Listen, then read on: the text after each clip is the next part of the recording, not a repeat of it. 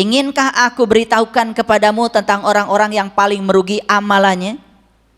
Jawab dulu. Ingin? Ini Allah yang sedang menyampaikan. Ya, tetapi lewat mulut saya, kan mulut saya tidak akan bisa bicara dong kalau nggak ada dia di sini. Jawab dulu. Inginkah aku beritahukan kepadamu tentang orang-orang yang paling merugi amalannya? Ingin? Ingin. Kalau ingin dibacakan yang selanjutnya.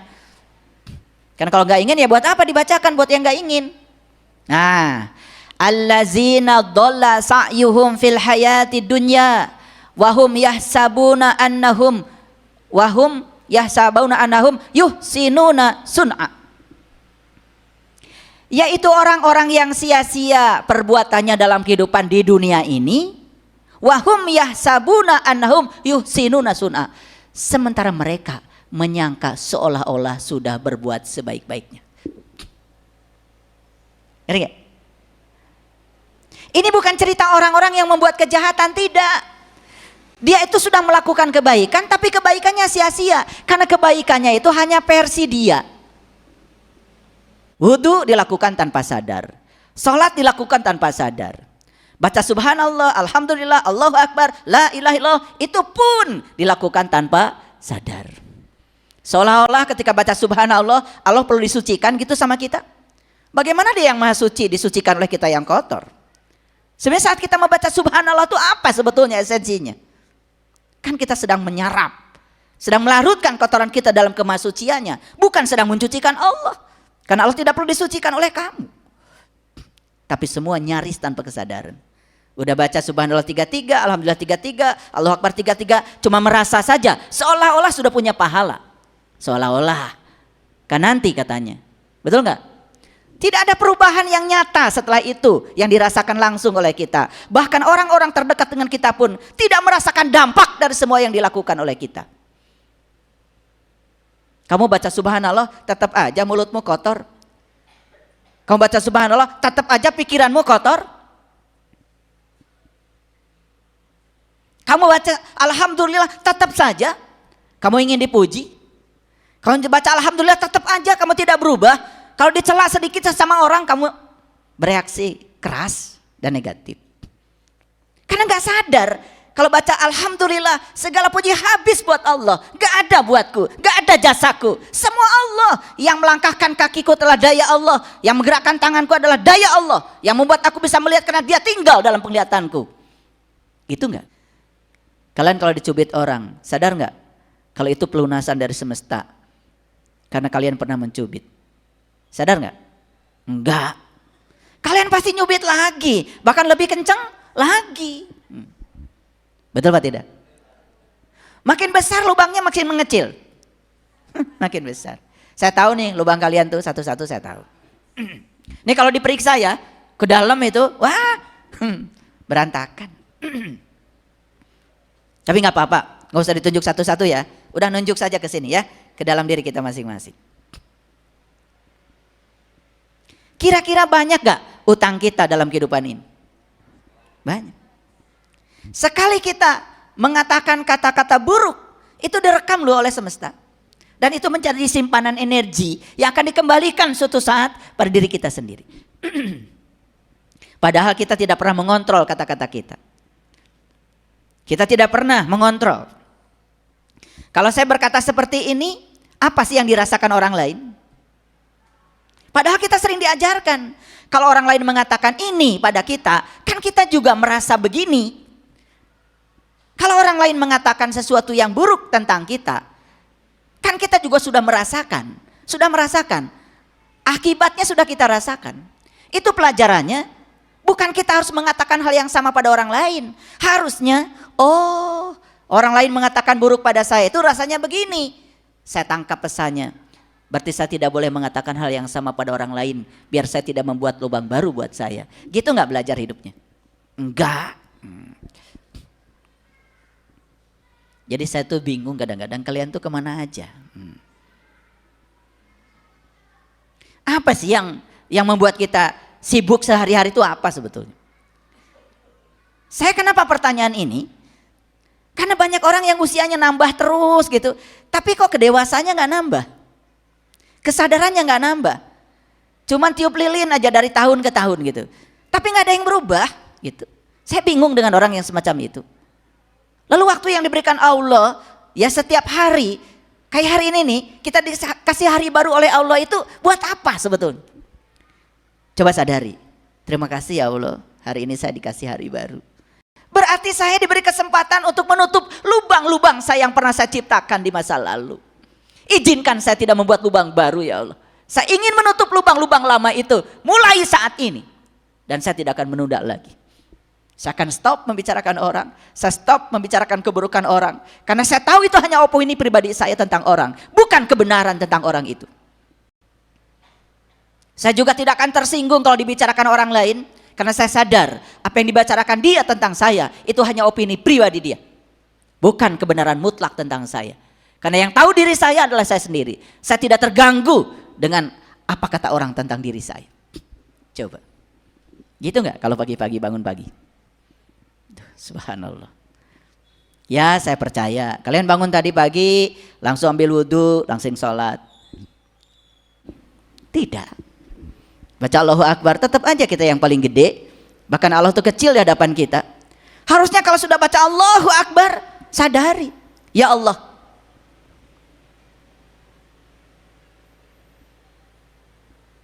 tidak ada masalah bagiku karena aku punya Engkau yang maha besar. Apa yang kita katakan setelah baca Allahu Akbar? Kata-katanya lucu.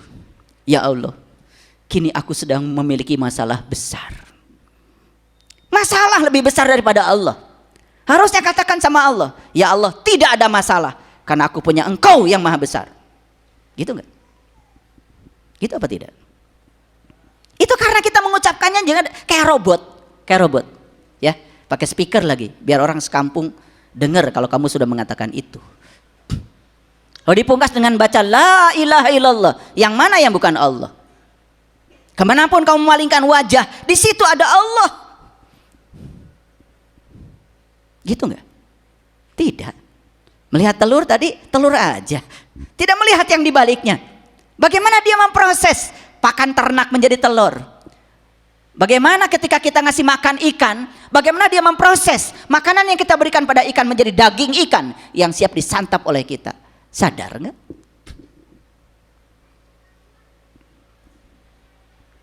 Sekali lagi, kajian saya hari ini adalah self hypnosis. Kita sedang hipnosis nih, kita sedang mengubah ya cara-cara pandang kita yang keliru, ya kita sedang mengubah ketidaksadaran kita. Kalau kita merasa terenyuh, jujur pada diri sendiri, biarkan air matamu mengalir, biarkan air matamu mengalir, biarkan, jangan ditahan.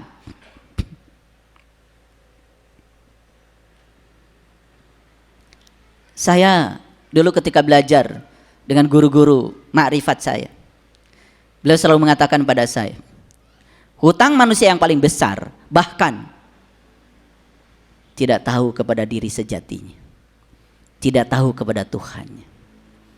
Dulu saya tidak mengerti kata-kata itu. Setelah saya mempelajari banyak ayat dalam Al-Quran, ternyata ketidaktahuan tentang siapa diri kita itu awal kerusakan hidup kita.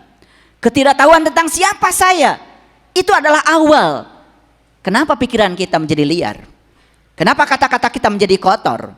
Bahkan menggunakan baju agama yang katanya orang suci, tapi terlontar dari mulutnya kata-kata yang menjijikkan. Kemarahan, kedengkian kepada orang lain, iri hati, tidak terkontrol. Kalau dia sedang menciptakan lubang buat dirinya sendiri. Hadirin, tidak ada orang lain dalam hidup ini. Yang ada cuman diri kita sendiri.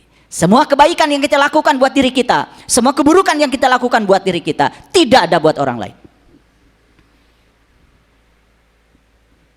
Apa yang dimaksud dengan gali lubang tutup lubang? Terjebak dalam hal yang sama secara terus menerus. Saya tidak berbicara tentang utang, walaupun itu harus dibayar. Tapi utang yang paling besar adalah ketidaktahuan kita pada jati diri kita sendiri. Dulu kita pernah tahu siapa Tuhan kita, dan kita pernah bersaksi saat ditanya oleh Allah, alastu birabbikum, dan saat itu kita semua serempak menjawab, qalu bala syahid. Ya, aku menyaksikan.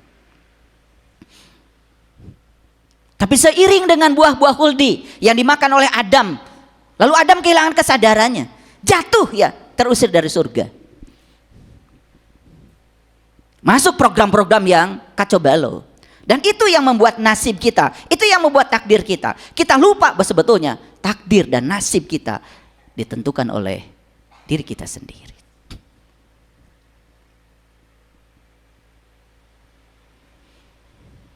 Jadi gali lubang tutup lubang itu artinya terjebak dalam hal yang sama secara terus menerus.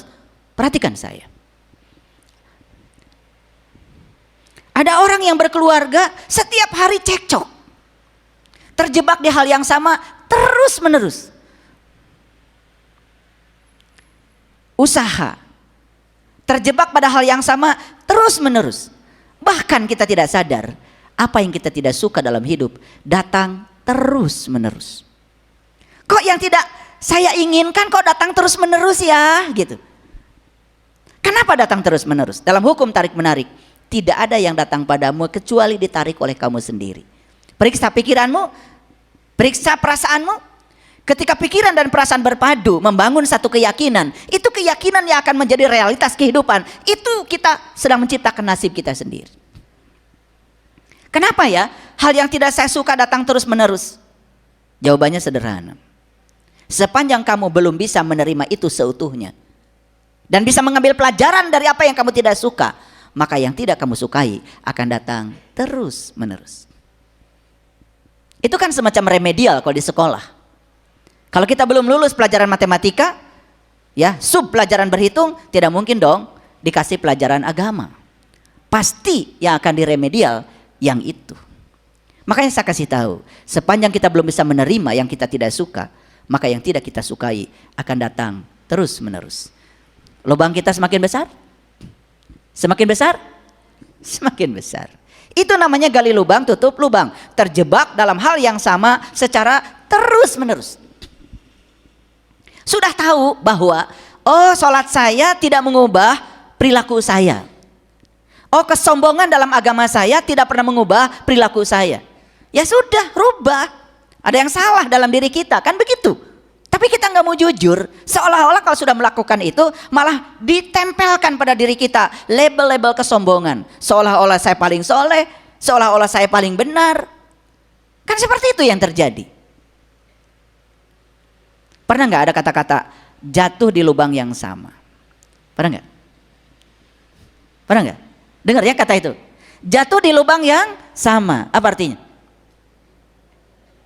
Kalau orang jatuh di lubang yang sama itu, kan artinya dia nggak mau belajar. Kalau binatang jatuh di lubang yang sama, ya karena dia tidak berpikir. Tapi kalau manusia jatuh di lubang yang sama, kan disangsikan, ya, identitas kemanusiaannya. Betul nggak? Kadang-kadang ya, kita mau pasang jerat tikus aja, ya. Kalau tikusnya yang itu aja, dia tuh tahu ada jerat di situ, besok-besok nggak lewat situ. Tikus aja nggak pernah jatuh ke lubang yang sama. Ini yang mengaku dirinya lebih mulia dari tikus, ya. Tapi sering jatuh ke lubang yang sama. Aneh ya. Yuk sekarang sadari, Bapak Ibu, banyak gak pelajaran dari Allah dalam kehidupan ini? Banyak ya. Dari sejak tadi pagi sampai sekarang jam 10:04 ini, pelajarannya banyak sekali. Apa yang kita lihat, apa yang kita dengar, apa yang terjadi pada diri kita, semua itu adalah pesan-pesan semesta yang harusnya ditangkap sebagai model, bentuk, metode pembelajaran buat kita. Oke, sampai di sini mengerti? Baru judulnya aja. Judulnya aja harus saya jelaskan supaya panjang, supaya semuanya clear. Coba kita masuk ya pada penggalan-penggalan peristiwanya. Ini Quran surat At-Taubah, ini surat 9 ayat 17. Ini ayat, ya, ini ayat. Mohon izin, ya. Pahami dengan jujur, pahami dengan jernih. Coba kosongkan dulu. Kalau pernah membaca ayat ini dengan penafsiran yang lalu, udah lepaskan dulu. Kali ini semoga ada sesuatu yang menyelinap, yang baru, pemahaman yang lebih dalam lagi. A'udzubillahi minasyaitonirrajim. Bismillahirrahmanirrahim. Maka lil musyrikin ayamuru masajidallah syahidina ala anfusihim bil kufri ulaika habitat a'maluhum wa finnar hum khalidun. Ini udah saya coba lihat ya bahasa Arabnya dan kemudian bahasa terjemahannya. Jadi ini udah saya coba klopkan ya. Maka nalil musyrikin ya, tidak pantas orang-orang musyrik ayamuru masajidallah, memakmurkan masjid Allah. Makanya sekali lagi ini perlu kejujuran.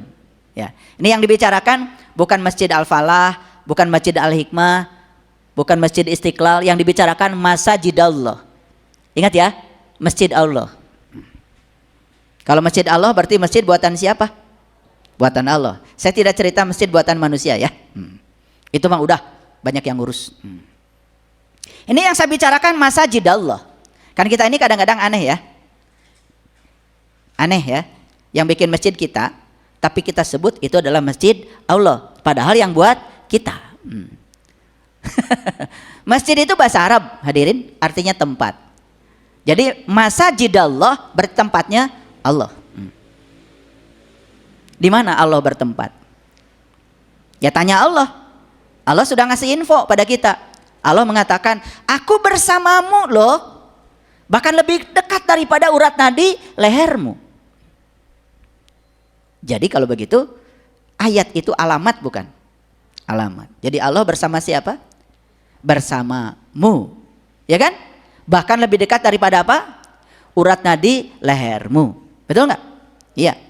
Bahkan Allah dalam diskusi mengatakan, langit dan bumi tidak akan cukup menampung zatku, tapi kolbunya orang yang beriman, itulah rumahku. Jadi istilah lain untuk masajidallah itu adalah baitullah.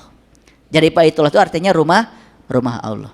Kalau Allah bersamamu, berarti rumahnya juga adalah dirimu. Paham? Oke. Makanya di ayat ini orang-orang musyrik, siapa orang musyrik? Orang musyrik itu orang yang menduakan Tuhan. Jujur ya. Takut kehilangan Allah atau takut kehilangan deposito? Jujur ya. Jujur ya. Saya jarang ya ada orang stres karena takut kehilangan Allah. Tapi saya melihat orang stres takut kehilangan pekerjaan, takut kehilangan uang, takut bisnisnya gagal, banyak. Kira-kira dia menempatkan Allah di atas atau di bawah? Ini saya kasih tahu, siapapun yang menempatkan Allah selalu di bawah dari segala yang kita banggakan, siap-siap aja bangkrut. Saya baru saja ngasih pelatihan kemarin di Kediri. Ada karyawan dikumpulkan yang punya perusahaan, lalu saya kasih pelatihan. Pertanyaan saya sebelum saya memberi pelatihan itu, kenapa kalian bekerja? Itu pertanyaan saya. Jawabannya apa? Kalau saya nggak kerja, saya nggak punya uang. Kalau saya nggak punya uang, saya nggak bisa nyekolahin anak. Kalau saya tidak punya uang, saya tidak bayar cicilan. Kalau saya nggak punya uang, saya tidak bisa makan.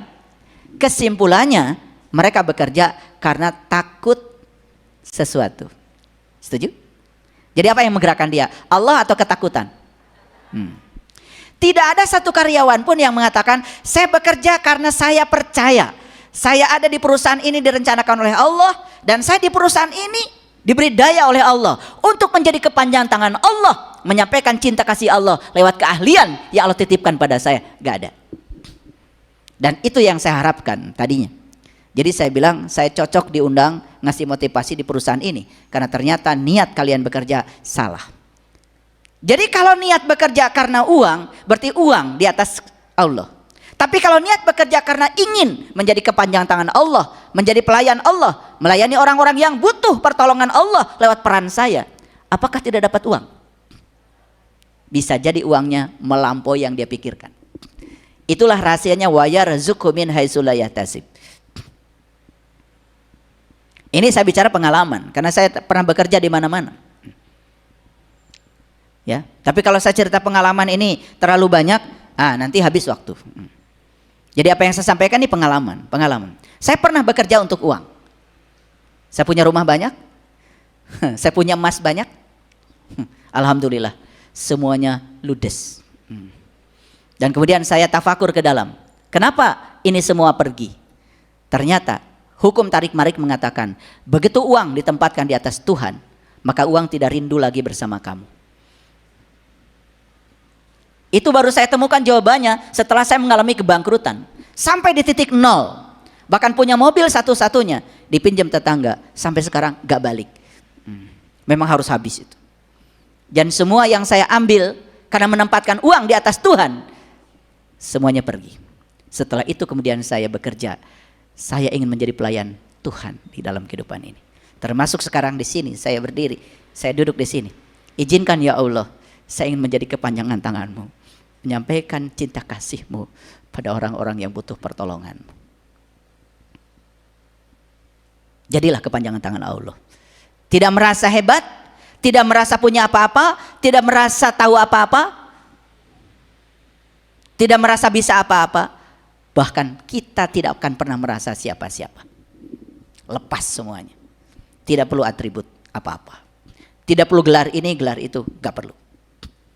Lepaskan semuanya. Tidak perlu atribut baju apa-apa.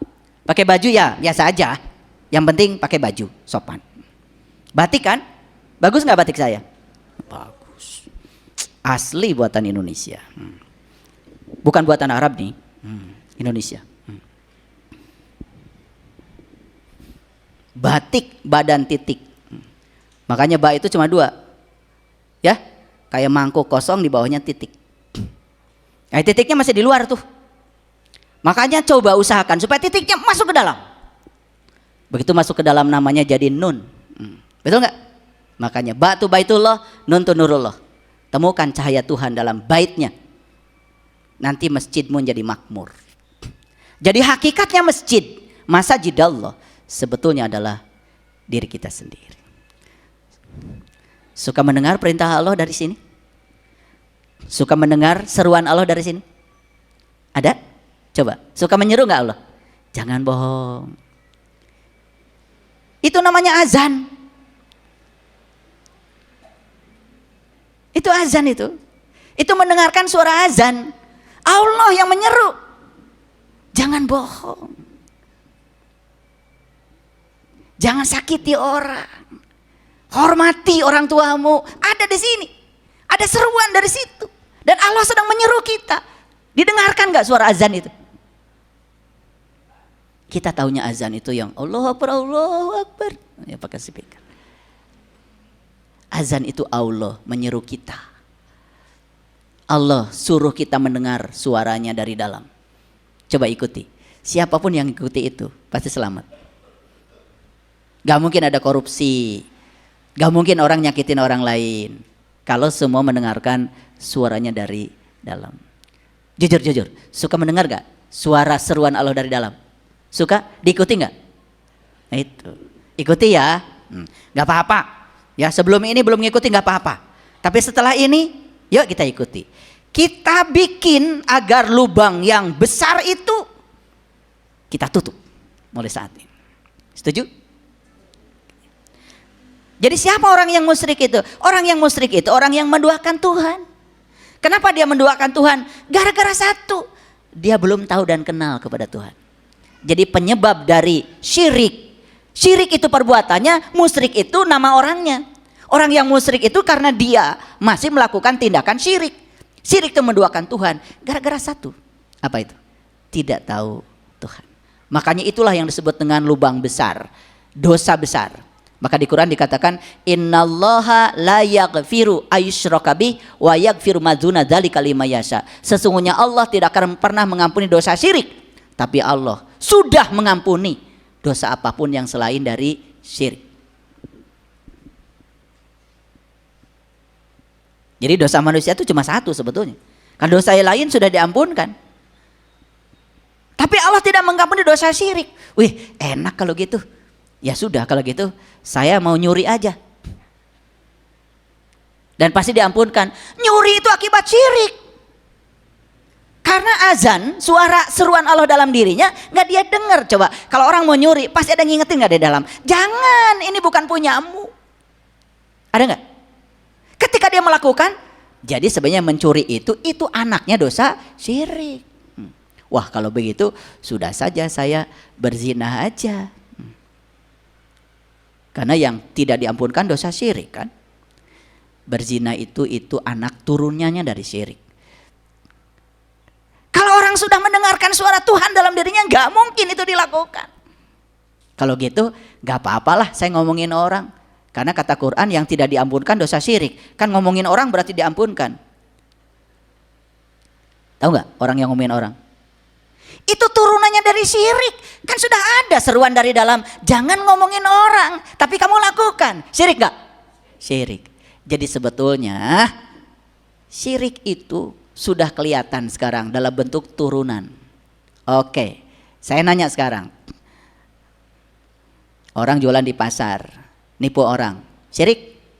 Syirik. Kalian ngomongin orang lain, padahal orang lain gak tahu, syirik? Syirik.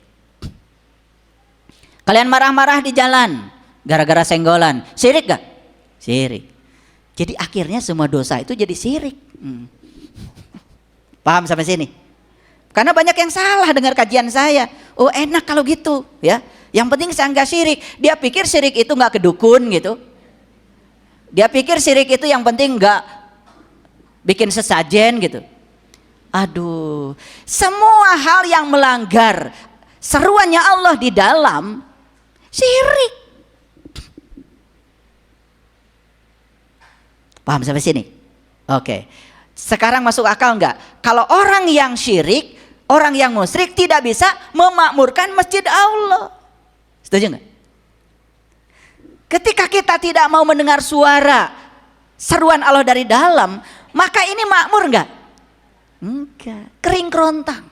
Lihat tuh, orang yang sering melakukan kejahatan dan maksiat, kering kerontang, gak makmur masjidnya tuh. Ya, saya tidak cerita Bapak Ibu datang ke pengajian banyak, itu udah selesai. Silahkan itu teruskan. Saya tidak cerita itu. Tapi saya juga sedang cerita, kok yang sering datang ke situ juga ternyata nggak berubah ya. Habis di situ kan tetap ngomongin orang. Sebagian oknum, nggak semua, ya sebagian besar maksud saya. Ya sebagian kan, iya. Betul nggak? Saya kadang-kadang dulu ya suka diundang di kajian-kajian gitu. Dulu, kalau sekarang saya nggak terima undangan. Dulu, saya bingung itu. Ternyata di pengajian ada geng-gengan itu. Iya, geng ibu-ibu ini, geng ibu-ibu ini, geng ibu-ibu ini. Wah, saya juga kaget itu. Kaget itu. Karena apa? Geng ini curhat sama saya. Geng ini curhat sama saya, geng ini membicarakan geng ini, padahal di satu pengajian seragamnya sama, Bu. Bingung saya itu, ya makanya saya gak mau lagi datang ke situ.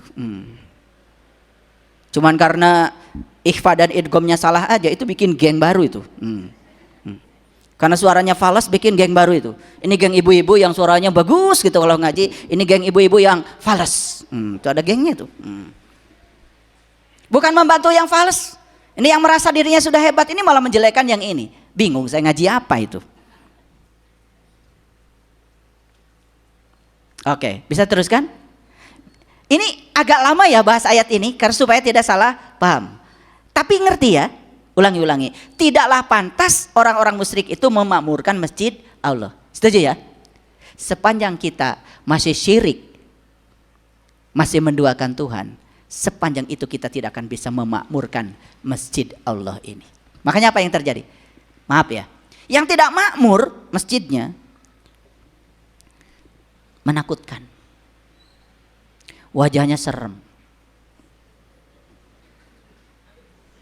Maaf ya ini, aduh saya suka serem gitu loh lihatnya ya. Itu. Ya kalau di sini kan semua kelihatan seperti soleh. Betul nggak? Ini sekarang nih, yang di sini kan semua kelihatan seperti sabar. Seperti kan? Betul nggak? Kan sebetulnya aslinya kalian itu ketika berhadapan dengan kehidupan nyata. Di rumah, di jalan, kelihatan tuh. Betul nggak? Coba lihat tuh. Kalau orang yang gampang marah, itu gak makmur itu masjidnya. Orang gampang tersinggung, gak makmur masjidnya. Orang yang suka ngata-ngatain kata-kata kotor, gak makmur masjidnya. Yang makmur itu di dalamnya kaya dengan sifat-sifat Allah.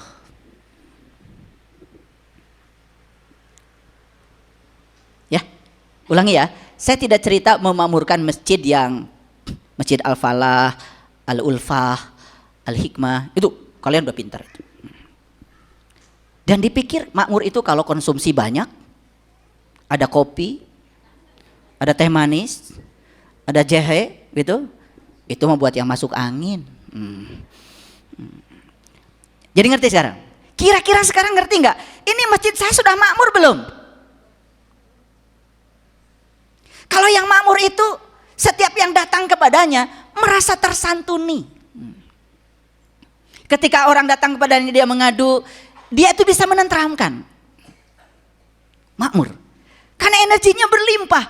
Jadi sekali lagi, masjid yang makmur itu adalah diri-diri manusia yang di dalamnya memiliki sifat-sifat ilahi.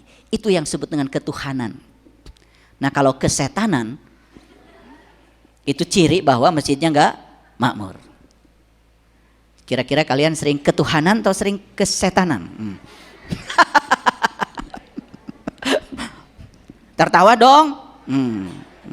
Saya tertawanya saya sendiri. Ya tertawakan dirimu sekali-kali ya. Paham ya? Oke, lanjut. Sedang mereka, ini ayatnya.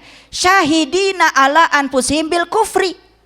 Sedang mereka mengakui, menyaksikan, syahidin. Syahidin, syuhada, itu para penyaksi. Dia menyaksikan ketertutupannya sendiri. Oh, saya itu nggak tahu Tuhan. Karena mata kalbu saya masih tertutup. Makanya saya tidak bisa mengingat kepada Tuhan. Itu yang membuat saya menjadi tidak makmur masjidnya. Banyak yang saya lakukan ibadah. Tetapi tetap gak makmur. Makanya kan masih ingat ada cerita di zaman Rasulullah. Ada orang yang ibadahnya luar biasa. Menurut penglihatan masyarakat. Tapi saat meninggal Rasulullah menyaksikan mulutnya. Dan Rasulullah menunjuk min ahlin nar, kata Rasulullah. Nah itu kira-kira gambaran tentang orang yang belum makmur masjidnya. Ya, yang sudah masjidnya makmur ada tamu, ayo masuk. Sebentar ya. Kalian di sini dulu. Ini cemilan dulu, cemilan. Nanti 10. Gitu ya. Izinkan saya masak dulu. Kaprak. Gitu. Ingin memuliakan tamu Allah. Gitu.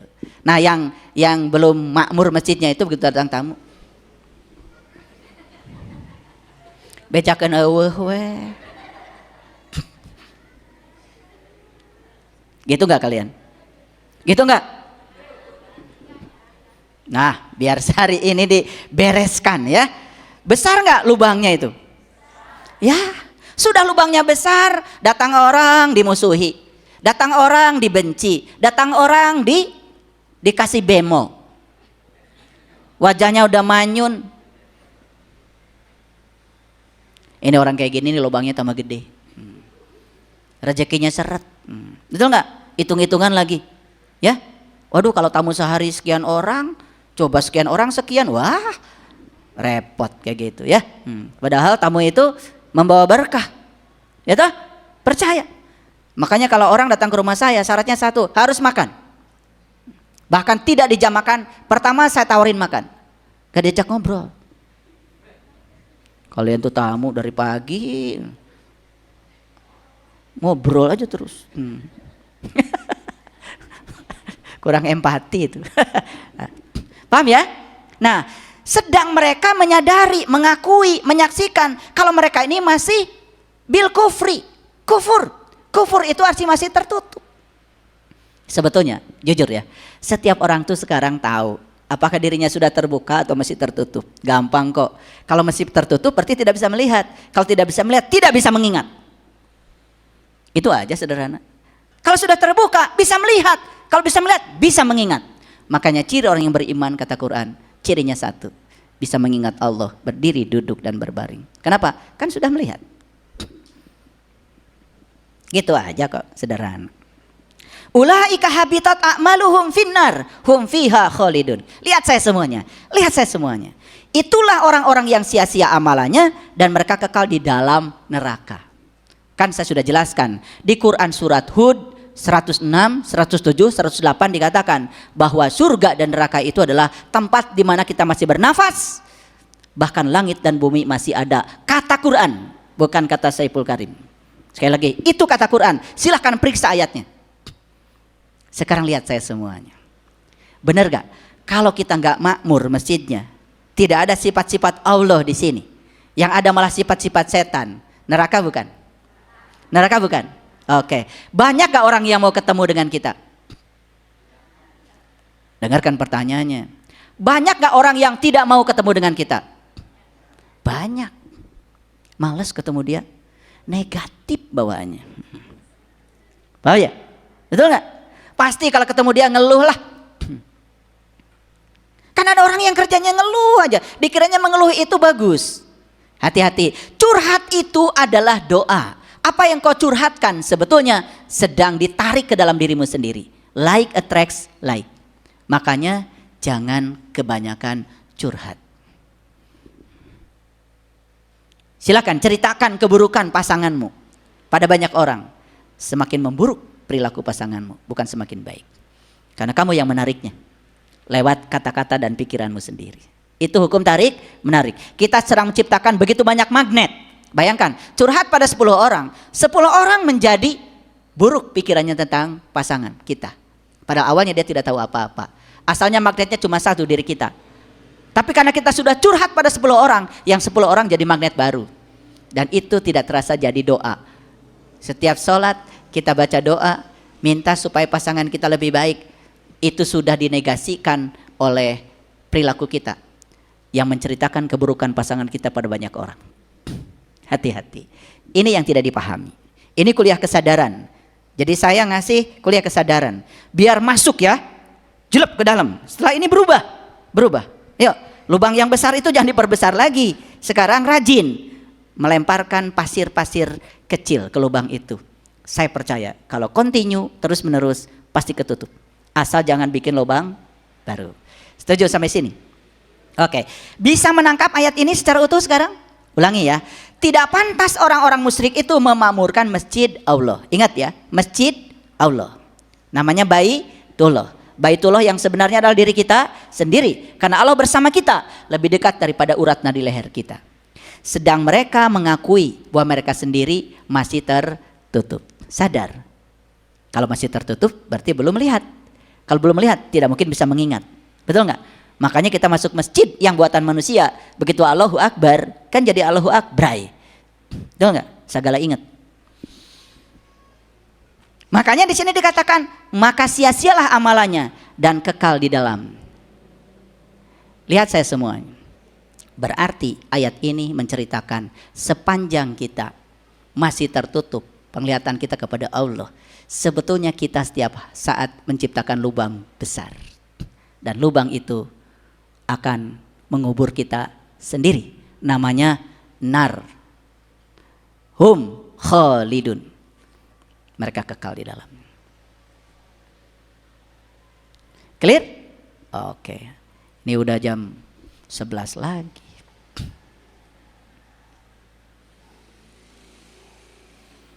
Kita lihat Quran surat At-Taubah ayat 68. Ya. Kalau tadi Quran surah At-Taubah ayat 17. Ini At-Taubah ayat 68. A'udzubillahi minasyaitonirrajim. Bismillahirrahmanirrahim. Wa'adallahul munafiqina wal munafiqat wal kuffara nar jahannam khalidina fiha. Ya, hiya hasbuhum wal'anahumullahu walahum azabun muqim.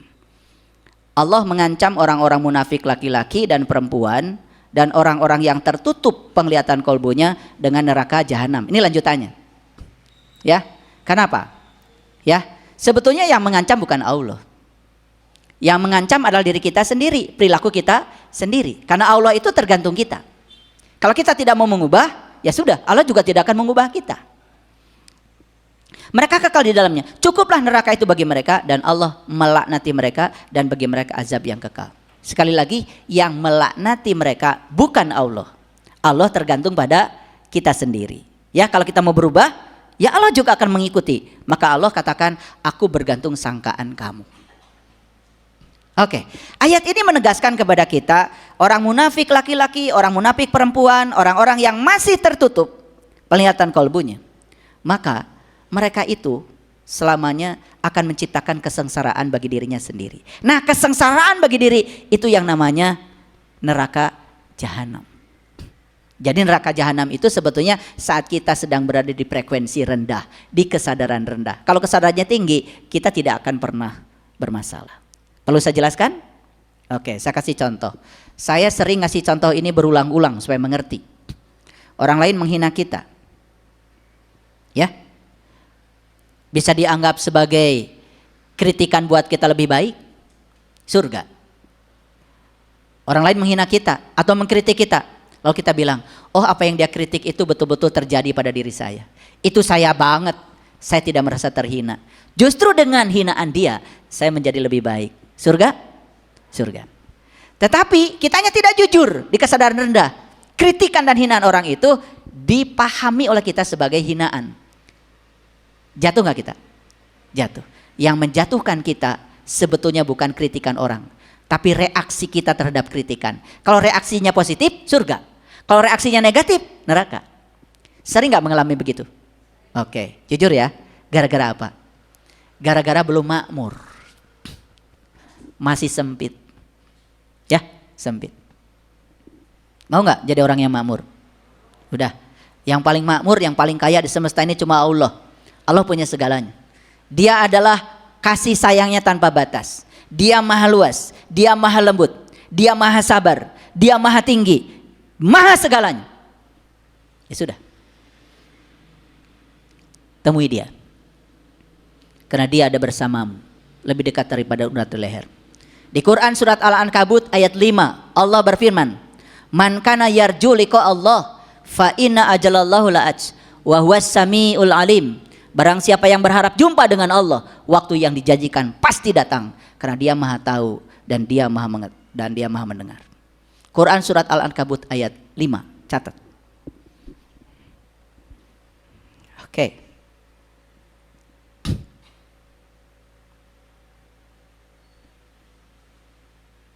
Satu ayat lagi untuk menegaskan.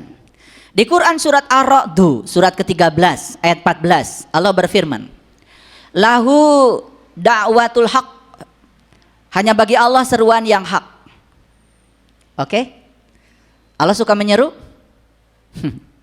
Allah suka azan enggak? Suka. Didengar enggak seruan Allah? Itu masalahmu. Makanya di Quran dikatakan lahu da'watul haq. Hanya bagi Allah seruan yang hak. Kalau yang menyeru Allah itu hak, gak usah diragukan lagi. Tapi kalau yang menyeru adalah pikiran palsumu, yang menyeru adalah orang lain dulu dirimu, pasti perlu dipertanyakan. Tapi kalau yang menyeru adalah Allah, hak. Yuk percaya sama saya. Dengarkan seruannya dan ikuti. Samina wa atona. Udah, tidak akan kita mengalami apa-apa dalam hidup. Bahkan hidup itu menakjubkan. Makanya saya bagikan ya, di YouTube ada 10 episode.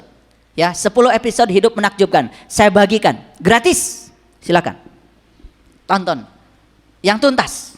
Di bulan Ramadan saya juga sudah membuat 30 titian kesadaran. Selama 30 hari sudah saya isi itu. Hari pertama belajar apa? Hari kedua aja 30 titian kesadaran. Yang perlu bukunya silahkan. Nanti bisa menghubungi tim saya. Bukunya akan keluar pas ya sekarang akhir Februari ini. Saya rilis buku baru saya. Judulnya 30 titian kesadaran. Itu untuk belajar kesadaran. Waduh Bapak Ibu, kalau sudah sadar ada jeda tuh antara stimulus dan respon. Kalau orang sudah sadar itu stimulus apapun responnya tidak langsung negatif karena udah ada jeda. Semakin jauh jaraknya itu namanya kesadaran. Makanya kesadaran adalah jeda antara stimulus dan respon. Jadi antara aksi dan reaksi sudah ada jeda. Nah kita ini selama ini hampir nggak ada jeda. Betul? Begitu yang tidak disukai langsung bereaksi. Itu yang membuat kita sering bikin lubang baru. Setuju ya? Oke. Yuk kita lihat ayat ini. Lahu da'watul haq. Hanya bagi Allah seruan yang hak. Pahami kata-kata ini. Paham? Seruan Allah dari dalam diri hak.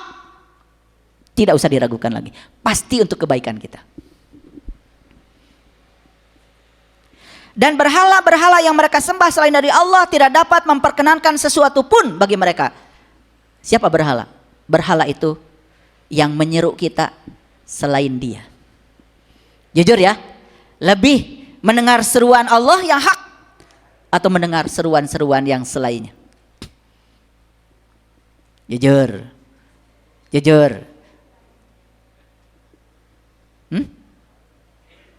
Nih, lagi berantem tuh. Udah ada seruan dari dalam. Udah.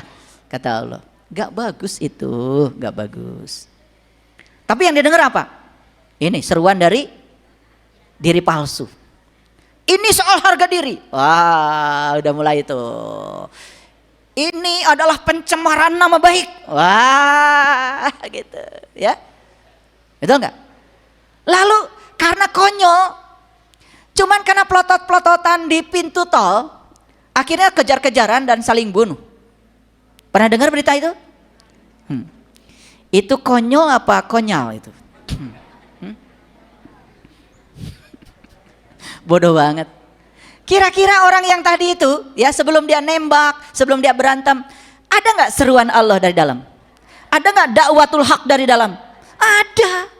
Didengar nggak? Tidak. Dia lebih suka mendengar berhala. Dan berhala-berhala itu kata Allah, yang mereka sembah. Disembah itu artinya apa? Diikuti, didengar. Tidak dapat memperkenankan sesuatu pun bagi mereka.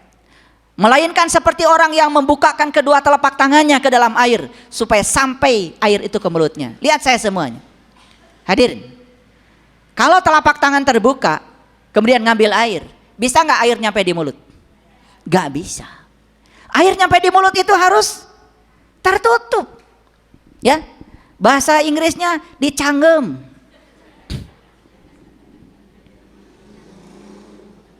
Gitu? Tapi kalau terbuka nggak bisa. Nah, kira-kira kata Allah, kalau kamu terus mengikuti yang selain aku, seruan-seruan yang selain aku, dakwatul hak, yang hak, sudah silakan ikuti yang lain, yang selain aku, kata Allah. Itu seperti kamu sedang mengambil air dengan tangan terbuka dan berharap air nyampe di mulutmu. Begitu kata Quran. Surat Ar-Ra'd ayat ke-14. Itu artinya apa? Kamu hanya mengikuti yang sia-sia. Tapi jujur ya, sering gak ngikuti yang sia-sia? Saya mah sebetulnya males nanya sama kalian itu. Atuh dah kehel tuh. Betul gak? Atuh dah kehel, atuh dah mani kitu-kitu teuing tuh. Jujur ya, Allah itu maha pengasih, maha penyayang. Allah selalu mengingatkan kita supaya nggak celaka. Sudah diingatkan kita oleh Allah. Subhanallah. Kita nggak mau mendengarkan. Nah, makanya di ayat ini lalu Allah mengatakan, ya, dan seruan orang-orang yang tertutup hanyalah sia-sia belaka. Makanya kalau kita mau dengarkan seruan, harus dari orang-orang yang sudah terbuka penglihatan kolbunya. Karena yang sudah terbuka penglihatan kolbunya, seruan yang dia sampaikan itu pasti seruan dari Allah. Tapi orang yang masih tertutup kepada Allah, seruannya itu yang diklaim seolah-olah dari Allah. Makanya gampang hadirin. Kalau kita mengikuti Allah, pasti hasilnya baik. Kalau kita mengikuti berhala yang selain Allah, pasti hasilnya tidak baik. Itu aja. Gak usah pusing-pusing belajarnya. Oke, sampai sini? Oke, wah udah banyak ya ayatnya yang saya sampaikan. Nah, saya pungkas satu ayat lagi. Ini Quran surat Al-Kahfi ayat 103 sampai 105. Nanti sampai di rumah baca. Baca supaya ada pengulangan. Oke? A'udzubillahi minasyaitonirrajim. Bismillahirrahmanirrahim. Kul hal nunabbiukum bil ahsarina a'mala. Lupa saya mencantumkan terjemahannya. Kul, katakanlah, hal nunabbiukum bil ahsarina amala. Inginkah aku beritahukan kepadamu tentang orang-orang yang merugi amalannya? Ini menegaskan rugi amalannya. Oke? Jadi tadi saya gambarkan yang rugi amalannya itu seperti ya melemparkan sebutir pasir ke lubang yang besar, itu pun tidak ada efek. Tidak ada pengaruh apa-apa. Lubangnya tetap bolong dan kosong. Itu maksud saya. Oke? Masih dalam konteks judul ini. Sekali lagi tolong dijawab. Inginkah aku beritahukan kepadamu tentang orang-orang yang paling merugi amalannya? Jawab dulu. Ingin? Ini Allah yang sedang menyampaikan. Ya, tetapi lewat mulut saya, kan mulut saya tidak akan bisa bicara dong kalau nggak ada dia di sini. Jawab dulu. Inginkah aku beritahukan kepadamu tentang orang-orang yang paling merugi amalannya? Ingin? Ingin. Kalau ingin dibacakan yang selanjutnya. Kan kalau nggak ingin ya buat apa dibacakan buat yang nggak ingin? Nah, allazina dhalla sa'yuhum fil hayati dunya wahum yahsabuna annahum yuhsinuna sun'a. Yaitu orang-orang yang sia-sia perbuatannya dalam kehidupan di dunia ini. Wahum yahsabuna annahum yuhsinuna sun'a. Sementara mereka menyangka seolah-olah sudah berbuat sebaik-baiknya. Ngerti gak? Ini bukan cerita orang-orang yang membuat kejahatan, tidak. Dia itu sudah melakukan kebaikan, tapi kebaikannya sia-sia. Karena kebaikannya itu hanya versi dia.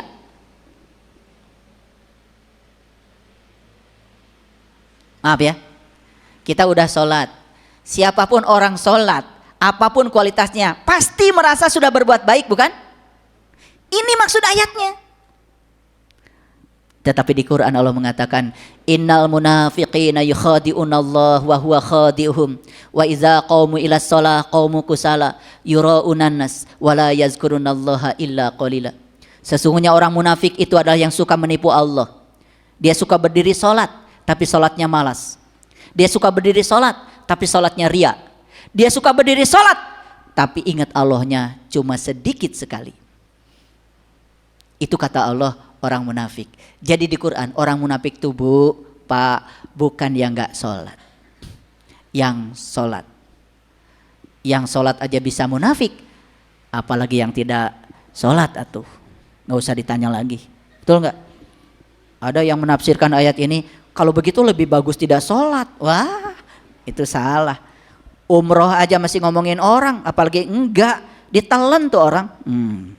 Itu enggak? Iya. Saya malas ngaji. Kenapa? Tetangga saya ngajinya, rajin. Seragam 7 seminggu, sampai dihitung seragamnya. Dasar tukang catat orang lain, sampai tahu seragamnya 7. Kayaknya tiap dia keluar dari rumah catat, ini ungu. Besok hitam, ya? Apa dia bilang? Saya nggak mau ngaji. Kenapa? Dia juga ngaji rajin, kelakuannya kayak gitu. Ngaji aja kelakuannya kayak gitu, apalagi nggak ngaji. Makanya pikiran harus begitu, betul nggak? Iya. Di kampung saya tuh ada haji pelit banget. Ya Allah, haji aja pelitnya kayak gitu, gimana nggak haji? Betul nggak? Jangan lalu kamu memutuskan gak haji. Paham?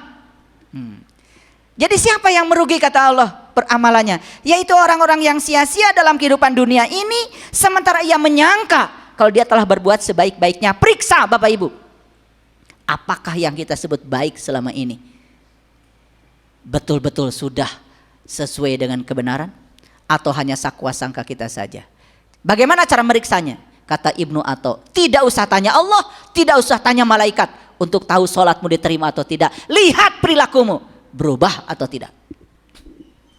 Kan sholat itu adalah instrumen untuk mencegah seseorang dari perbuatan keji dan munkar. Kalau habis sholat masih melakukan itu, kan ada yang patut diragukan. Betul apa tidak? Oke. Banyak yang begitu. Siapa diantaranya? Nah, sekarang penyebabnya apa? Ini penyebabnya di Al-Kahfi 104. Ya, ini 103, 104, 105. Ulaikal ladzina kafaru bi ayati rabbihim wa liqaihi. Mereka itu orang-orang yang tertutup terhadap tanda-tanda Allah. Wa liqaihi, dan tertutup terhadap perjumpaan dengan Dia. Fahabitat amaluhum, putus segala amalnya. Fala nuqimu lahum yaumal qiyamati wazna.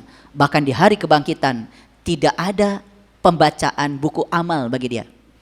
Didiskualifikasi. Gak ada pembacaan buku amal buat dia. Silakan baca lagi, diulang ya nanti di rumah. Kalau saya bohong, tulis aja di YouTube bohong gitu.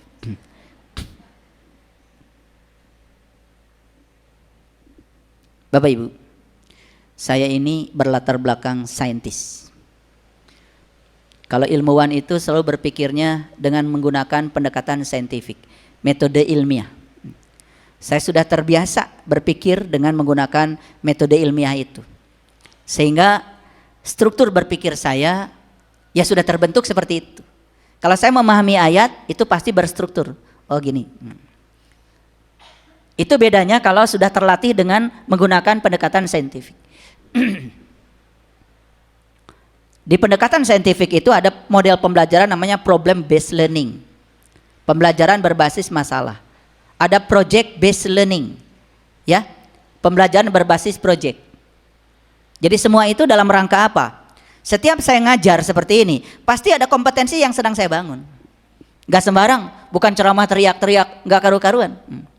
Pasti ada yang dibangun. Selesai kajian ini, Bapak Ibu pasti ada sesuatu yang berubah. Gak apa-apa, ya, berubah sedikit gak apa-apa, ya. Jadi kalau kemarin marahnya 200 kali sehari, hari ini misalkan jadi 199,5, itu masih udah bagus. Udah 0,5 toh, itu perubahan itu. Perubahan. Ya. Kan seremnya berkurang. Ya, walaupun masih serem ya. Lubangnya besar sementara yang dilontar cuma sebutir debu. Gak apa-apa. Ya, yang penting rajin ya. Rajin ya. Oke. Kayak Allah tuh rajin. Kuku kita nggak kelihatan berubah, tapi saking rajinnya Allah, lagi dibicarakan sekarang berubah. Hebat Allah ya. Coba pohon yang sana tuh, terus aja dipelototin kayak gini, nggak kelihatan berubah. Besok kesini lagi, itu ya pucuk yang sedang masih bengkok itu sudah berubah. Hebat Allah itu.